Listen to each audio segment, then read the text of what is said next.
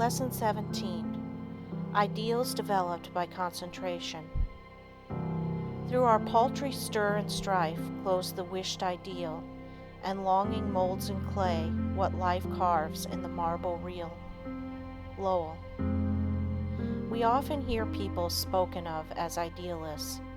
The fact is we are all idealists to a certain extent, and upon the ideals we picture depends our ultimate success. You must have the mental image if you are to produce the material thing. Everything is first created in the mind. When you control your thoughts, you become a creator. You receive divine ideas and shape them to your individual needs.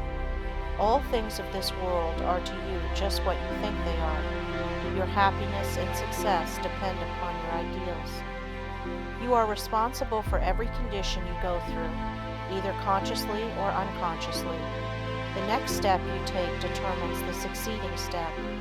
Remember this, it is a valuable lesson. By concentrating on each step as you go along, you can save a lot of waste steps and will be able to choose a straight path instead of a roundabout road. Concentrate your ideals and they will become material actualities. Through concentration, we work out our ideals in physical life. Your future depends upon the ideals you are forming now. Your past ideals are determining your present. Therefore, if you want a bright future, you must begin to prepare for it today. If persons could only realize that they can only injure themselves, that when they are apparently injuring others, they are really injuring themselves, what a different world this would be. We say a man is as changeable as the weather. What is meant is his ideals change. Every time you change your ideal, you think differently. You become like a rudderless boat on an ocean. Therefore, realize the importance of holding to your ideal until it becomes a reality. You get up in the morning determined that nothing will make you lose your temper. This is your ideal of a person of real strength and poise. Something takes place that upsets you completely, and you lose your temper. For the time being, you forget your ideal. If you had just thought a second of what a well-poised person implies, you would not have become angry. You lose your poise when you forget your ideal. Each time we allow our ideals to be shattered, we also weaken our willpower. Holding to your ideals develops willpower. Don't forget this. Why do so many men fail? Because they don't hold to their ideal until it becomes a mental habit. When they concentrate on it, to the exclusion of all other things, it becomes a reality. I am that which I think myself to be. Ideals are reflected to us from the unseen spirit. The laws of matter and spirit are not the same. One can be broken, but not the other. To the extent that ideals are kept, is your future assured. It was never intended that man should suffer. He has brought it upon himself by disobeying the laws of nature. He knows them, so cannot plead ignorance. Why does he break them? Because he does not pay attention to those ideals flashed to him from the infinite spirit. Life is but one continuous unfoldment, and you can be happy every step of the way, or miserable, as you please. It all depends upon how we entertain those silent whisperings that come from we know not where. We cannot hear them with mortal ear, but from the silence they come as if they were dreams, not to you or me alone, but to everyone. In this way the grandest thoughts come to us, to use or abuse. So search not in treasured volumes for noble thoughts, but within, and bright and glowing vision will come to be realized now and hereafter. You must give some hours to concentrated, consistent, persistent thought. You must study yourself and your weaknesses. No man gets over a fence by wishing himself on the other side. He must climb. No man gets out of the rut of dull, tiresome, monotonous life by merely wishing himself out of the rut. He must climb. If you are standing still or going backward, there is something wrong. You are the man to find out what is wrong. Don't think that you are neglected or not understood or not appreciated. Such thoughts are the thoughts of failure. Think hard about the fact that men who have gotten what you envy got it by working for it. Don't pity yourself, criticize yourself. You know that the only thing in the world that you have got to count upon is yourself.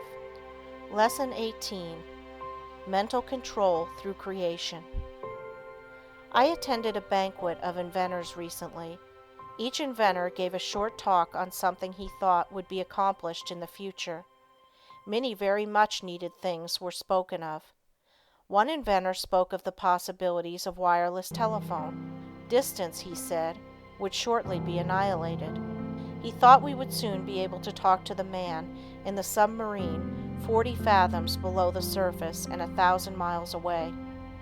When he got through, he asked if there were any that doubted what he said. No one spoke up.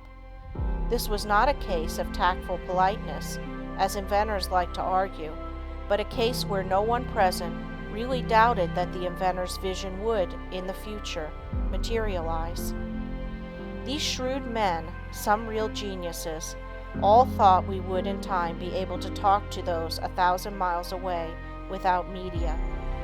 Now, if we can make an instrument so wonderful that we can send wireless messages 1,000 miles, is there any reason why we should not, through mental control, transmit messages from one person to another?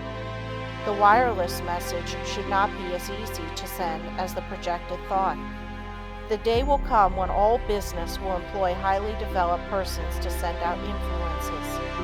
These influences will be so dominating that employees will be partly controlled by them, and so you will profit more and more by your mental powers and depend on them to draw you to all forces of a helping nature. You will be constantly sending out suggestions to your employees and friends. They will receive these unconsciously, but in case yours is the stronger personality, they will carry them out the same as if you had spoken them. This is being done even today. A finely organized company secures the combined effort of all its men. They may be each doing a different kind of work, but all work to bring about the very best results. The whole atmosphere is impregnated with a high standard of workmanship. Everyone feels he must do his best. He could not be in such surroundings and be satisfied to do anything but his best work. A business will exceed only to the extent that the efforts of all are coordinated toward one result. At least one person is needed to direct all toward the desired end. The person at the head does not have to exactly outline to the others what steps to take, but he must possess the mental power of control over others. An up-to-date business letter is not written in a casual, commonplace way today. The writer tries to convey something he thinks the receiver will be interested to know. In this way, he awakens a responsive spirit. Sometimes just the addition of a word or two will change a letter of the matter-of-fact style to one that compels a response. It is not always what is actually in a letter, but the spirit which it breathes that brings the results.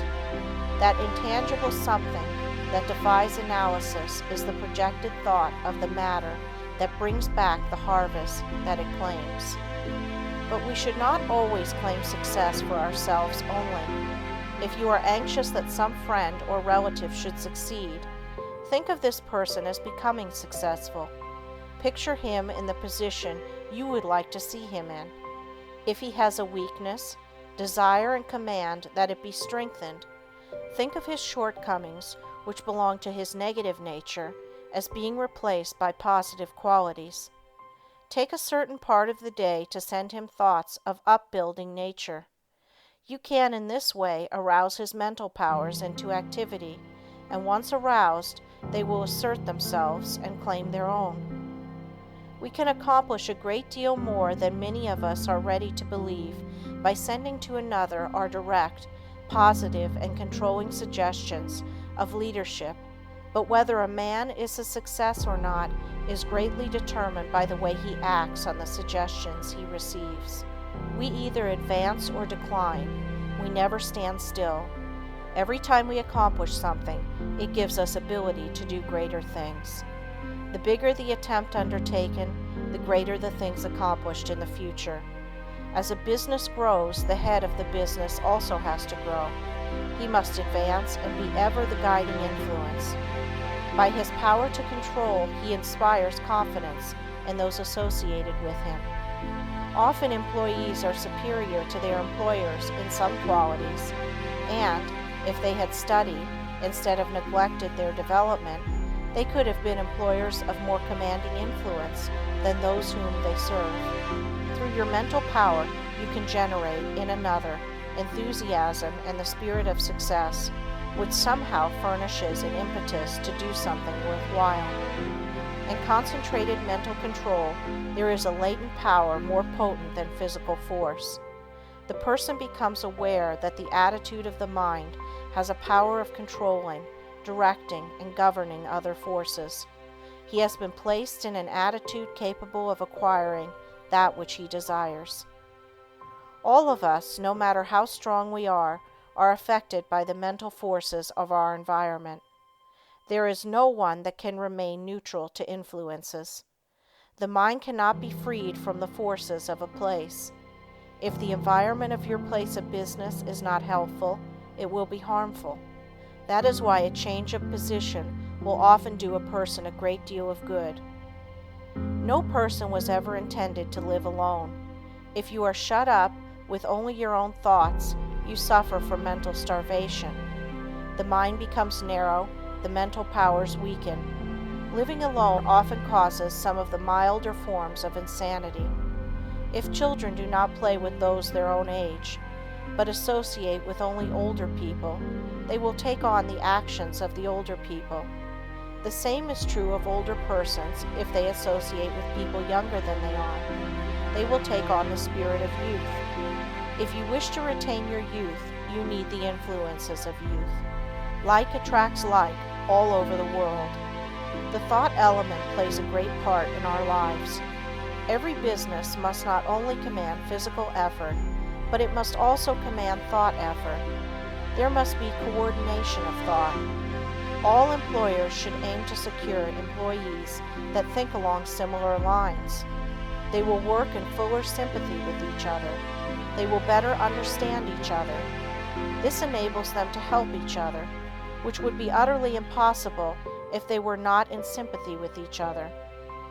It is this that goes to make up a perfect organization, which directs and influences them toward the one end. Instead of each person being a separate unit, each one is like a spoke in a big wheel.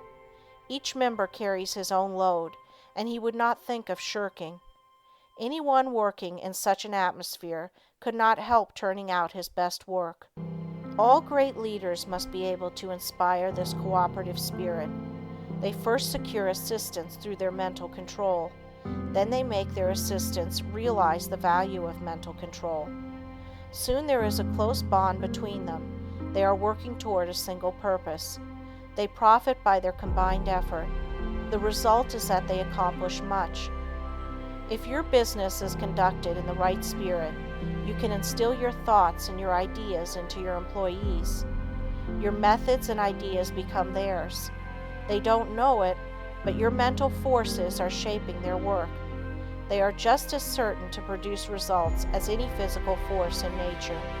The up-to-date businessman of the future is going to take pains to get his employees to think and reason better. He will not want them to become depressed or discouraged. There is time that instead of being wasted, he will endeavor to have them use in concentrated effort that will be profitable to both employer and employed. There must be more of the spirit of justice entering into the business of the future. There is a firm I know that will not hire an employee until he has filled out an application blank. No doubt those that fill it out think it is a foolishness, but it is not. A capable manager can look over this application blank and pretty nearly tell if this person will fit into his management. The main thing he wants to know is the applicant's capacity for efficient, cooperative effort. He wants persons that have faith in themselves. He wants them to realize that when they talk of misfortunes and become blue, they are likely to communicate the same depressing influence to others. The up-to-date manager wants to guard against hiring employees who will obstruct his success. You must realize that every moment spent in thinking of your difficulties of the past, every moment spent in bad company, is attracting to you all that is bad, is attracting influences that must be shaken off before you can advance. Many firms prefer to hire employees that never worked before so that they have nothing to unlearn. They are then not trained, but have had no bad business habits to overcome. They are more easily guided and grasp the new materials more effectively because they are not contrary to what they have already learned. They are at once started on the right road, and as they cooperate readily, they receive the mental support of the management and learning the methods that have been perfected. This inspires confidence in themselves, and they soon become efficient and finally skilled workers. Most big business firms today employ efficiency experts. Each day or week, they are in a different department. They earn their money because they familiarize persons with very little business experience with plans that have taken the expert years of training and much money to perfect. The attitude we take has a great deal more to do with our success than most of us realize. We must be able to generate those forces that are helpful. There is a wonderful power in the thought rightly controlled and projected, and we must, through concentration, develop this power to the fullest possible extent. We are surrounded by many forces of which we know but little at present.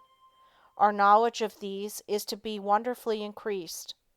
Each year we learn more about these psychic forces which are full of possibilities, of which we are not even dimly conscious.